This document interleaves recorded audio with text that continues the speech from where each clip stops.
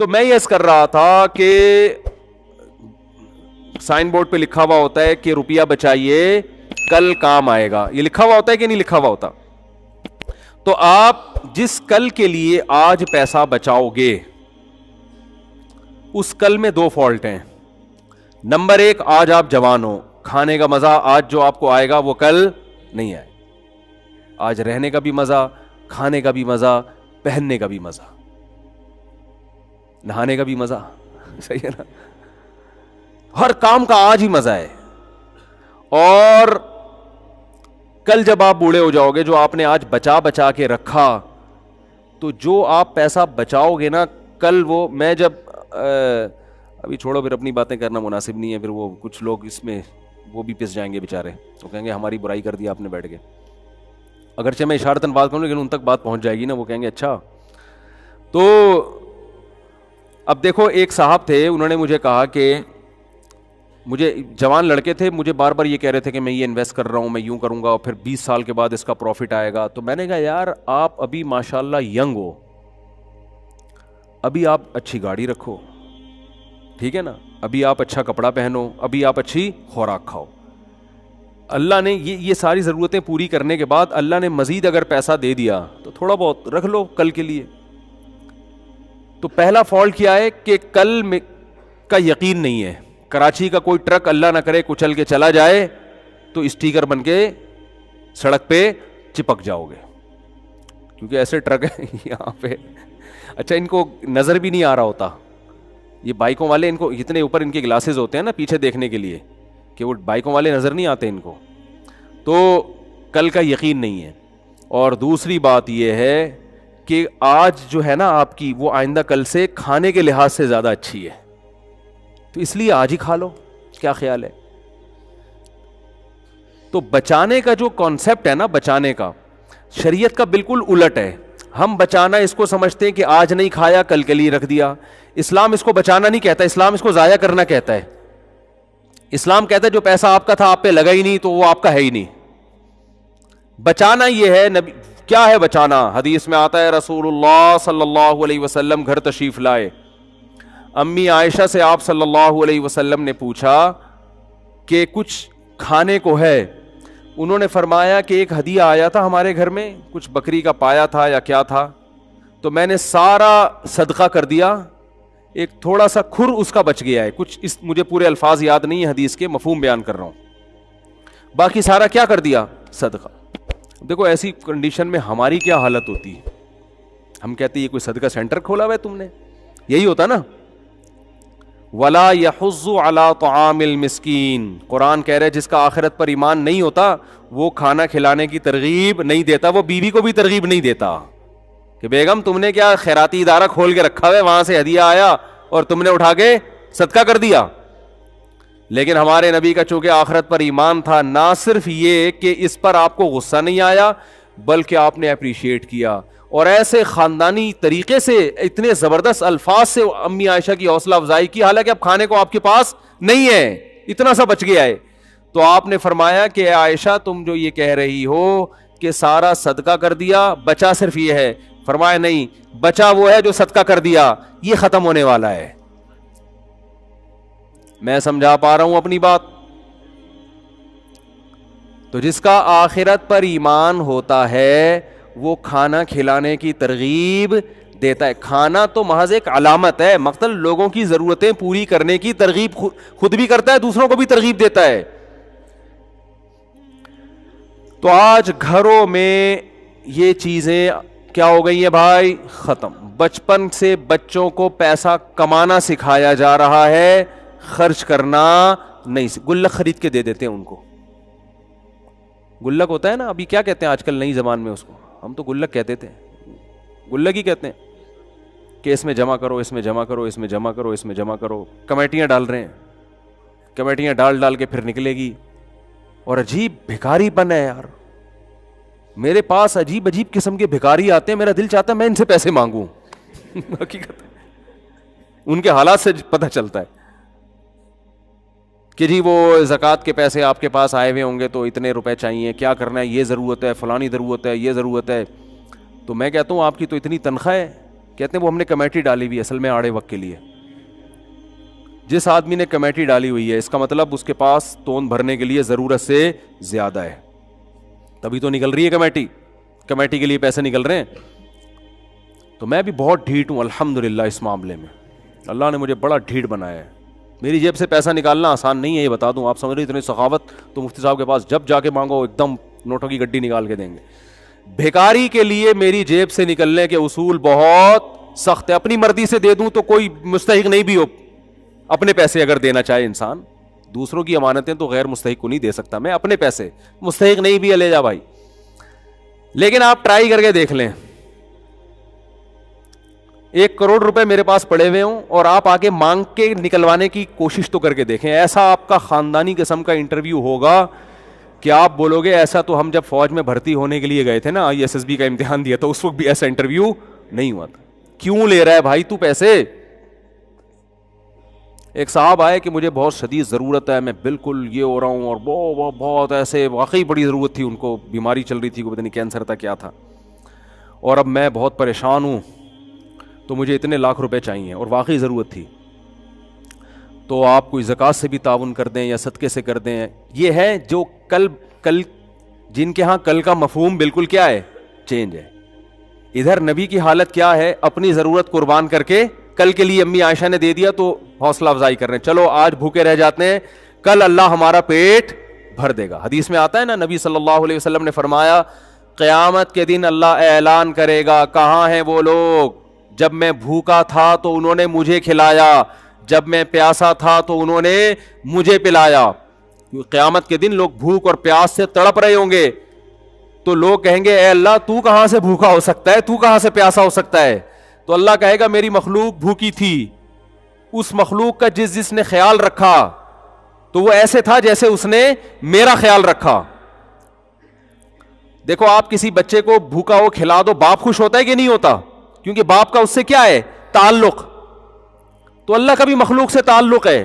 نبی صلی اللہ علیہ وسلم جب مشرکین مکہ کو یہ باتیں بتاتے تو وہ اعتراض کرتے, انطعم من لو یشاء اللہ اطعما. دیکھو کیسے اعتراض کر کے نا کسی بھی چیز پہ آپ اعتراضات کر کے جان چھڑا سکتے ہو. وہ کہتے تھے کہ ہم اگر اللہ چاہتا ہے, اللہ کو اپنی مخلوق کا اتنا خیال ہے تو خود ہی کیوں نہیں کھلا دیتا. نبی صلی اللہ علیہ وسلم جب مشرکین کو ترغیب دیتے کہ غریب مسکینوں کو کھانا کھلایا کرو تو وہ جواب میں کہتے انطعم من لو یشاء اللہ اطعما. اللہ چاہتا ہے کہ مخلوق کا پیٹ بھرے تو اللہ خود ہی کیوں نہیں بھر دیتا, اللہ خود ہی کیوں نہیں کھلا دیتا ان کو. تو اس لیے ہر اعتراض ایسا نہیں ہوتا کہ اس کا جواب دیا جائے. یہ تو بالکل واضح بات ہے کہ اللہ تو آزماتا ہے اپنے بندوں کو, نظام ہے اس کا, ایک سسٹم بنایا ہے اس نے. تو چاہے تو اللہ دنیا میں غریب رکھے ہی نہیں اور امتحان ہو ہی نہیں. قرآن تو یہاں تک کہتا ہے اگر ہم چاہیں تو سب کو زبردستی ہدایت دے کے جنت میں لے جائیں. ہم تو یہ بھی کر سکتے ہیں, اللہ کو شوق تھوڑی ہے لوگوں کو جہنم میں ڈالنے کا. لیکن اللہ کا ایک نظام ہے کہ جنت میں وہ جائے گا جو امتحان میں پورا اترے گا, جو ناکام ہوگا اس کے لیے جہنم کی آگ ہے, اگرچہ اللہ اس آگ پہ خوش نہیں ہوتا. تبھی تو قرآن کہتا ہے ما یفعل اللہ بعذابکم, اللہ تمہیں عذاب دے کے کیا کرے گا, اس کو کوئی خوشی تھوڑی ہوتی ہے. ان شکرتم وآمنتم, بشرطے کہ تم شکر کرو اور ایمان لے کر آؤ. تم شکر کرو ایمان لے آؤ تو کیا ضرورت ہے اللہ کو عذاب دینے کی. اللہ اپنے بندوں کو عذاب دے کر خوش نہیں ہوتا. تو حدیث میں آتا ہے قیامت کے دن اعلان ہوگا کہاں ہیں وہ لوگ جب میں بھوکا تھا تو انہوں نے مجھے کھلایا. دیکھو میں پیسہ خرچ کرنے پر زیادہ فوکس کرتا ہوں اپنے بیانات میں, بدنی عبادت کو میں عام طور پہ زیادہ فوکس نہیں کرتا. بدنی عبادت کرنے والے مارکیٹ میں ہول سیل کے حساب سے ملیں گے. دل میں دولت کی محبت نکل جائے ایسے آپ کو معاشرے میں آٹے میں نمک کے برابر ملیں گے. یہ جو دولت ہے نا, پیسہ, آج اس کو لوگوں نے خدا بنا لیا ہے, تبھی چہروں کی رونقیں ختم ہو گئیں. ہر وقت غریب غریب بنا پھر رہا ہوگا, پیسے ہی نہیں ہے, پیسے ہی, جب بھی بات پیسے ہی نہیں ہے یار, گزارا ہی نہیں ہو رہا, پیسے ہی نہیں ہے, گزارا ہی نہیں ہو رہا. بھائی یہی رونا ہے منہ سے, پتہ نہیں کیا عجیب. خوش رہا کرو بھائی, بولو یار بنتا تو ایک پراٹھا تھا 2 کھا لیا ہم نے, ٹھیک ہے نا, بنتا تو ایک بھی نہیں ہے. جو نیچرل خوراک ہے نا انسان کی 2 ٹائم ہے, یہ پراٹھے تو صبح صبح، یہ تو گریوی ہے، اللہ گریویاں بھی کھلا رہا ہے، پھر بھی کہتے ہیں پیسے ہی نہیں ہے، کرائے کے گھر میں رہ رہا ہوں، وہی منہ سے برستا رہے گا. ان کو کسی وظیفوں سے سکون نہیں ملنے والا. یہ پھر سکون کے لیے جاتے ہیں وظیفے بتاؤ. اور تمہارے اندر جو دنیا کی محبت کے گٹر ابل رہے ہیں نا، پیسہ جو تم نے، ہندو تو پتھر کے بنے ہوئے بت کی عبادت کرتا ہے، آپ نے ان بتوں کو دل کے اندر داخل کر دیا ہے. یہاں سے نکالو، اور یہ جب تک روکڑا خرچ نہیں کرو گے نکلے گا نہیں ہے، یہ بتا دوں. اس کے لیے روکڑا خرچ کرنا ضرور، زبانی تقریروں سے نہیں ہوگا. نوٹوں کی گڈیاں نکال کے ہدیہ دیا کرو بھائی کو بہن کو، اور صدقہ خیرات کیا کرو. اور نبی صلی اللہ علیہ وسلم نے فرمایا سب سے بہترین صدقہ وہ ہے تأمل الغنا وتخشى الفقر، کہ تمہیں ڈر ہو کہ صدقہ کیا تو کہیں غربت نہ آ جائے، اور نہیں کیا تو پیسہ بنا لوں گا مزید. اس ملی جلی کنڈیشن میں جو پیسہ نکلے گا، اس پہ کیا ملے گا آپ کو؟ ثواب. اور اللہ اس پہ خوش ہوگا، اس پہ مال میں برکتیں دے گا کہ مجھ پہ توکل کرتا ہے. سمجھتے ہو گے نہیں سمجھتے؟ تو پیسے کو ایسا خدا بنایا ہوا ہے بھائی، بس کرو یار، میرا بنگلہ، میری گاڑی، میرے پیسے، میرا بستر، میری بائک. ٹھیک ہے دوستوں یاروں میں تھوڑا بہت شکر کے طور پہ ٹھیک ہے یار، گاڑی نہیں خریدی ہے، مٹھائی ہو جائے چلو اچھی بات ہے، یہ شکرانے کے طور پہ تو ٹھیک ہے. فخر کرنے کی چیزیں نہیں ہیں یہ تو کھلونے ہیں مٹی کے. بچے کو آپ نئی سائیکل دلا دیں، دوستوں کے سامنے گھماتا رہے گا بھائی میری سائیکل، بڑے ہنس رہے ہوتے ہیں کہ اس کو کیا ہو گیا اتنے سے کھلونے پہ ہنس رہا ہے.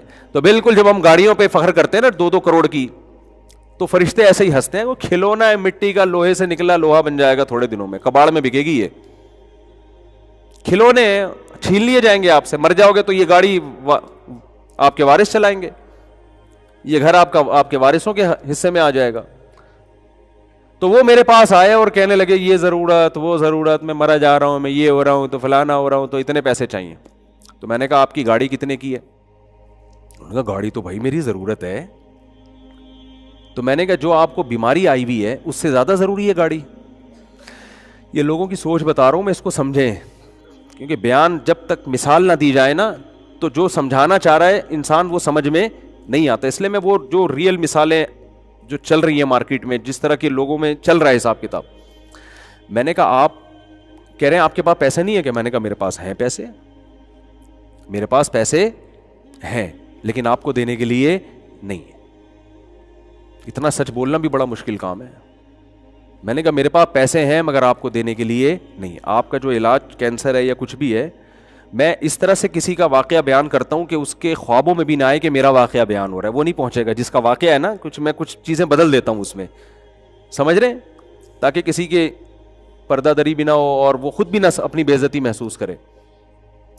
تو اس لیے میں واقعے کے جو اہم پوائنٹ تو باقی رکھتا ہوں، باقی ساری کردار اور ادار سب چیزیں چینج کر دیتا ہوں میں. تو میں نے ان سے کہا کہ آپ اپنی گاڑی کو بیچ دیں. میں تو بغیر گاڑی کے کیسے؟ میں نے کہا W11 بہترین چیز ہے. W11 کیا ہے؟ بہترین. میں نے کہا گاڑی بیچیں اور یہ پیسہ آپ علاج پہ لگائیں، اور پھر آپ کے پاس اگر کنوینس کے پیسے بھی نہ ہوں تو W11 کے کرائے کے لیے میں آپ کو زکوٰۃ دینے کے لیے تیار ہوں. یہ تو واقعی پھر پیدل تھوڑی جائے گا نا، لانڈی یا صدر کہیں جا رہا ہے تو پیدل تھوڑی جائے گا. ویسے تو اصولی طور پر جو غیرت مند لوگ ہوتے ہیں وہ کہتے ہیں ہم پیدل چلے جائیں گے، W11 کا کرایہ بھی کسی سے نہیں لیں گے، لیکن پھر یہ اس کے لیے بہت زیادہ توکل چاہیے. چلو ہم اس کا مکلف نہیں بناتے. تو میں نے کہا کہ W11 ہے، چنچیاں بھی چل رہی ہیں. اب تو اللہ کا بڑا فضل ہو گیا، ایک چنچی سے یہاں سے پیٹرول پمپ پہ اترے، دوسری بدل کے دوسری چنچی کھڑی ہوگی گرو مندر پہ، ٹن مارا یہاں سے جیل روڈ کی طرف سے، شارٹ کٹ بنا ہوا ہے آج کل، ٹھیک ہے نا پہنچے آپ پڑے. لیکن اس کے لیے تیار نہیں ہوتے، لوگوں سے مانگ رہے ہیں. اللہ کی ایک عادت ہے کہ جس نے مخلوق کے سامنے ایک دفعہ ہاتھ پھیلا لیا نا تو بس دنیا میں ہم نے دیکھا ہے کہ پھر وہ پھیلاتا ہی رہتا ہے.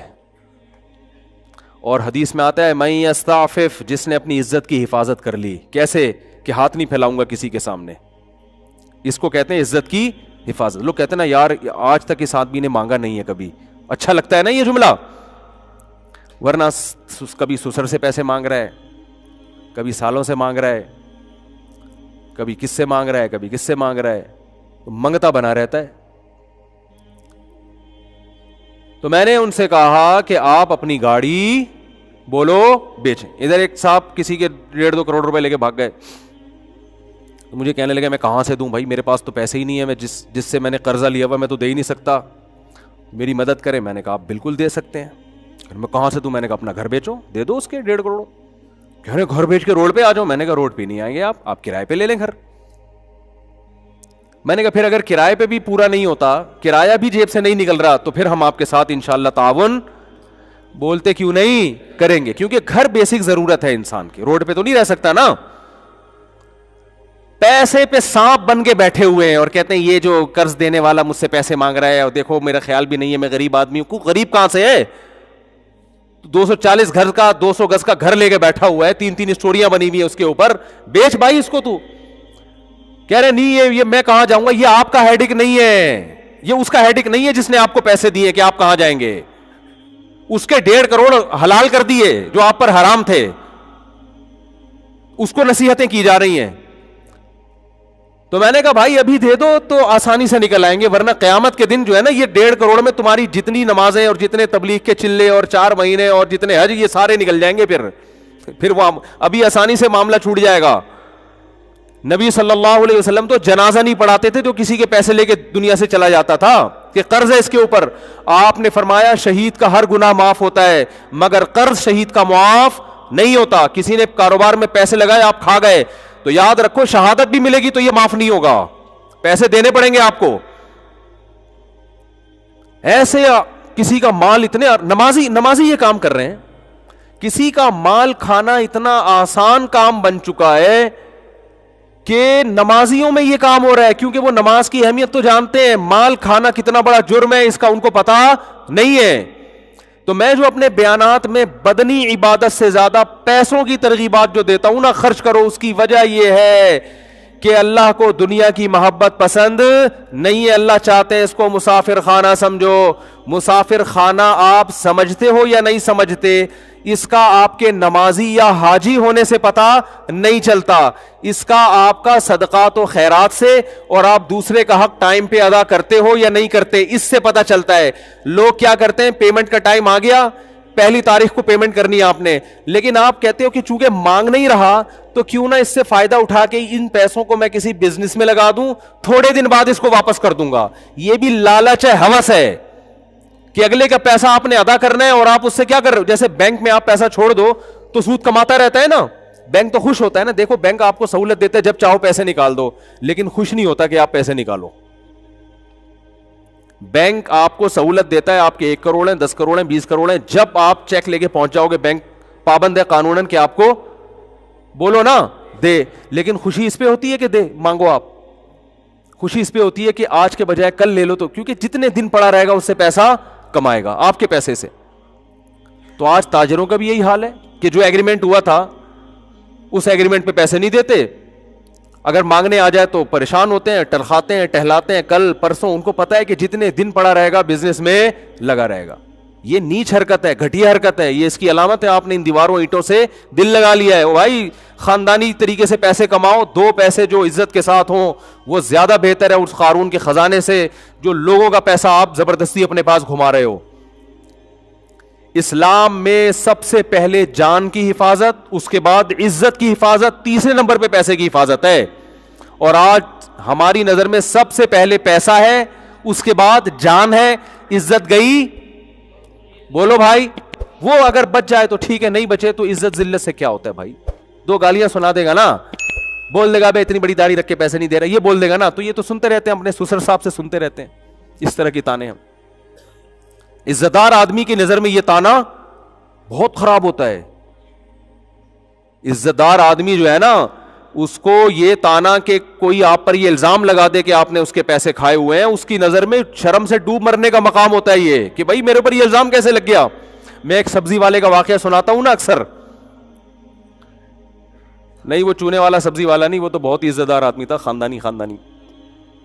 یہاں ایک سبزی والا ہوا کرتا تھا, پتہ نہیں 10-12 سال سے کہاں غائب ہے, غریب آدمی سبزی بیچتا تھا. یہ واقعہ میں نے کئی بار سنایا ہے لیکن ہے بڑا خاندانی واقعہ. میں وہاں اس کے پاس اکثر جا کے بیٹھا کرتا تھا, بڑا نیک شریف آدمی تھا اور بڑی محنت کرتا تھا, وہ عزت دار تھا, مجھے بڑا اس سے دوستی ہو گئی. 10-12 سال پرانی بات ہے. اکثر میں وہاں جا کے بیٹھتا, ہم چائے وائے پیتے. میری ویسے ہی اس سے میرا کوئی لین دین نہیں تھا, بس مجھے ویسے ہی گپ شپ کے یار بڑا اس کی باتیں میں بڑا مزہ تھا. یہاں کے پی کے سے تعلق تھا اس کا. اردو بھی بیچارہ پشتو آتی تھی تو اردو ٹوٹی پھوٹی بولتا تھا. ایک دن کیا ہوا, میں بیٹھا ہوا ہوں 10-15 منٹ نا, میں اس کے پاس جا کے بیٹھتا تھا. میں بیٹھا ہوں, ایک خاتون آئی اور انہوں نے اسے کہا کہ تم نے جھوٹ بول کے یہ سبزی دی ہے مجھے. تو اس نے کہا کہ باجی یہ سبزی غلطی سے چلی گئی ہوگی آپ کے پاس, تھوڑا سا اس میں داغ واغ لگا ہوا تھا, تو میں کوئی دھوکے باز آدمی نہیں ہوں, کوئی بات نہیں, چینج کر دیتا ہوں میں. اچھا وہ روزانہ کی کسٹمر تھیں اس کی. روزانہ کے کسٹمر کو تو انسان کبھی بھی بولو کبھی بھی نہیں چھوڑتا. وہ تو سر پہ جوتے بھی لگایا, کہتا نہیں سبزی مجھ سے ہی لیا کرو, میں جوتے کھا لوں گا, کیونکہ پیسہ ہے نا, عزت وزت کی تو کوئی ویلیو نہیں ہے. تو اس خاتون نے پھر کہا کہ نہیں تم نے جھوٹ بولا تھا, یا پتہ نہیں چور کا لفظ استعمال کیا یا جھوٹ بولا تھا, تم چور ہو یا جھوٹے ہو, کچھ اس طرح بولا. اس نے پھر کہا کہ باجی دیکھو یہ غلطی سے سبزی خراب چلی گئی ہے, میں ایسا ہوں نہیں, آپ یہ رکھ دیں, میں دوسری دے دیتا ہوں. تیسری دفعہ جب اس نے کہا نا کہ تم نے جھوٹ بولا تھا, اس نے کہا اب سبزی آپ کو نہیں ملے گی. حالانکہ غریب آدمی اپنے مستقل کسٹمر کو کبھی بھی بولو نہیں چھوڑ. اس نے کہا میں نے اگر جھوٹ بول کے سبزی بیچنی ہوتی تو میں سبزی نہیں بیچتا, اگر میں نے حرام کمانا ہوتا نا تو پھر میں یہاں محنت نہیں کرتا. اب وہ خاتون کو لگا کہ اس کو تو غصہ آ گیا ہے, تو وہ معافی مانگنے لگی. اس نے کہا نو معافی. اس نے کہا معافی وافی نہیں ہے, بس جاؤ, میٹر شارٹ ہو گیا ہمارا. اب وہ بیچاری پیچھے پڑی ہوئی ہے, دیکھ چل چھوڑ دے یار, تو یہ رکھ لے بس کوئی بات نہیں. اس نے کہا نہیں, تم نے مجھے بولا کہ جھوٹ بولتا ہوں میں چور ہوں, اب نہیں ملے گی. وہ بھائی اس نے حد کر دی, لیکن یہ بھی اڑ گیا. بظاہر آپ کو لگے گا یہ سبزی والا بد اخلاق تھا, لیکن مجھے لگا کہ یہ آدمی اس کا بلڈ کیا ہے, یہ کسی خاندانی باپ کا خاندانی بیٹا ہے. نہیں آ رہی بات, یہ تھوڑی کہ کچھ بھی بول دو. اب دیکھو آدمی جو سچی مچی کا جھوٹا یا چور ہوتا ہے نا, اسے جب بول دو چور ہے تو ایک دم مصنوعی غصہ آئے گا اس کو, مصنوعی, مجھے چور بولا. اندر اندر سے خوش ہو رہا ہوگا کہ آپ جیسے ایک وہ چور کو پکڑ کے لایا گیا نا عدالت میں, تو جج نے غصے سے اس کو بولا کہ تم نے کمبخت اتنی خوبصورتی سے اتنے روپے چرائے ہیں کہ کسی کو کان و کان بھی خبر نہ ہوئی. کہہ رہے شکریہ سر, آپ پہلے آدمی ہیں جنہوں نے میرے فن کی اتنی بہترین انداز میں تعریف کی ہے. جج صاحب آپ کا بہت شکریہ, پہلے, ورنہ آج کل سب اناڑی کہتے تھے مجھے, آپ پہلے آدمی ہیں جو اس کرسی پہ بیٹھ کے میرے فن کی تعریف کر رہے ہیں. تو جو چور ہوتا ہے اس کو تھوڑی اس سے کہ اس کو کوئی چور بول دے, جو نہیں ہوتا اس کے لیے تانا بہت برا. تو میرے بھائی اگر آپ بھکاری نہیں ہو, اگر آپ پیسوں کے معاملے میں 2 نمبر نہیں ہو, تو لوگوں کو وقت پہ ان کی پیمنٹ بولو نا دے دیا کرو. کرایہ دار ہو تو مالک مکان کو 1 تاریخ کو خود اچھے بچوں کی طرح فون کر کے پیمنٹ دے دیا کرو کہ اپنا اکاؤنٹ نمبر بھیج دیں, میں اس میں خود ہی ٹرانسفر کروں. خود آپ کی ذمہ داری ہے یہ, وہ نہیں پیچھے پڑا رہے جیسے وہ بھکاری نہیں پڑے رہتے گھنٹیاں بجا بجا کے, ابے نکل یار 6 تاریخ ہو گئی, 7 تاریخ ہو گئی, 8 تاریخ ہو گئی, اور آپ پیچھے پڑے ہوئے ہو. آپ بولے تو 1 تاریخ ہوتی ہے اور کم بخت گھر پہ آ کے کھڑے ہو جاتے ہو. تم گزارا نہیں ہوتا, تم لینڈ لارڈ ہو, تمہیں کیا ضرورت ہے. تو یہ نصیحتیں نہیں کیا کرو اس کو. لوگ اکثر مجھے کہتے ہیں کہ کرایہ دار جو ہے نا, مالک مکان کرایہ داروں پہ ظلم کرتے ہیں. میری رپورٹ اس کے بالکل برعکس ہے. ظلم کرایہ دار مالک مکان کے گھر کی, حالانکہ میرا ذاتی گھر نہیں ہے, نہ میرا کوئی ذاتی گھر ہوگا تو کرائے پہ دوں گا نا, میں تو خود کرایہ دار ہوں. لیکن حقیقت یہ ہے کہ کرایہ دار مالک مکان کے گھر کی ایسی واٹ لگا کے جاتا ہے کہ جتنا کرایہ اس مالک مکان نے 5 سالوں میں وصول کیا ہے نا, سارا اس گھر کی ریپیئرنگ میں لگ جاتا ہے. کیونکہ امانتوں میں خیانت کرنے میں بہت مزہ آتا ہے آج کل. آپ یہ کرایہ دار یہ سمجھ کے استعمال نہیں کرتا کہ میرا گھر ہے, پھر کلر بھی اسی سے کروا رہا ہوگا. ٹھیک ہے نا, 5 سال ہو گئے کلر نہیں کیا, تو سارا کام الٹا چل رہا ہے معاشرے میں.